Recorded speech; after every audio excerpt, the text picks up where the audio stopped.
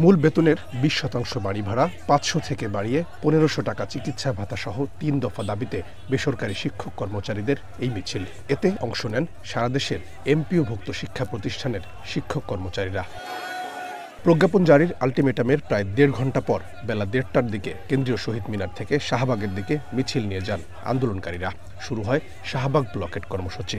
বন্ধ হয়ে যায় প্রধান সড়কের যান চলাচল। শাহবাগ যে ব্লকেট হবে সেই ব্লকেটের জন্য, কারণ দীর্ঘদিন থেকে শিক্ষক মন্ডলীরা আজকে একদিন এই পর্যায়ে আসে নাই। দীর্ঘদিন থেকে শিক্ষকদের তাদের পানের দাবিগুলো পূরণ করার জন্য যথাযথ কর্তৃপক্ষের নিকট বিভিন্ন সময় বিভিন্নভাবে দাবি উপস্থাপন করেছে। আন্দোলন আসি তখন তারা বলছে যে 20% আপনাদেরকে দেওয়া হবে।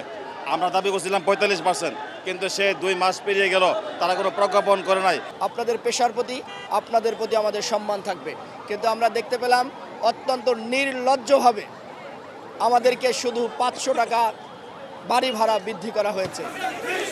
আন্দোলনরত শিক্ষকদের দাবি আশ্বাস দেওয়ার পরও প্রতিশ্রুতি অনুযায়ী দাবি দেওয়া পূরণ করা হয়নি। জানান তাদের সাথে প্রতারণা করেছেন শিক্ষা উপদেষ্টা।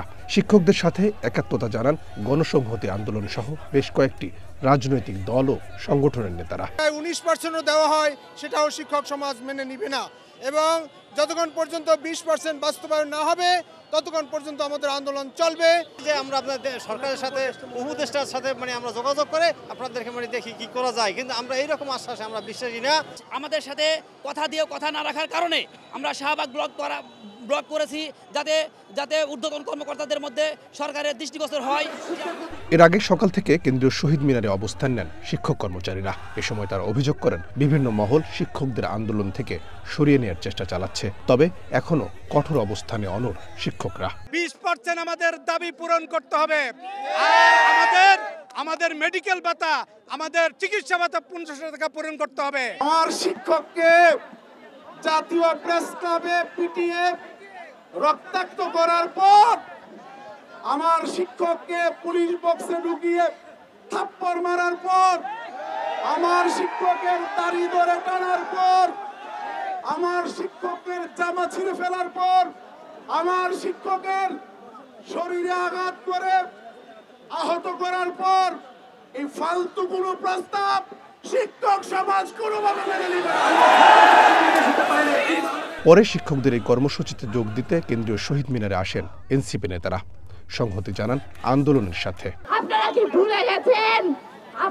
ভুলে গেছেন এই সচিবালয়ের চেয়ারে যারা বসে আছে তারা ভুলে গেছে কারা তাদের এইসব করোনা শিখিয়েছে। থেকে বাংলাদেশ সরকার এবং বাংলাদেশ সরকারের শিক্ষা মন্ত্রণালয়কে স্পষ্ট বার্তা দিয়ে বলতে চাই, আজকে দিনের মধ্যে যদি আপনারা শিক্ষকদের দাবি মেনে না নেন, এই আন্দোলন কি রূপ দিবে যেটা আপনারা কল্পনাও করতে পারেন না। 3 ঘন্টা পর বিকেল 5টায় শেষ হয় শাহবাগ ব্লকেট কর্মসূচি। ঘোষণা দেওয়া হয় আগামীকাল যমুনা অভিমুখে শিক্ষকদের লং মার্চ কর্মসূচির। রহিম রুমন, ওয়ান নিউজ, ঢাকা।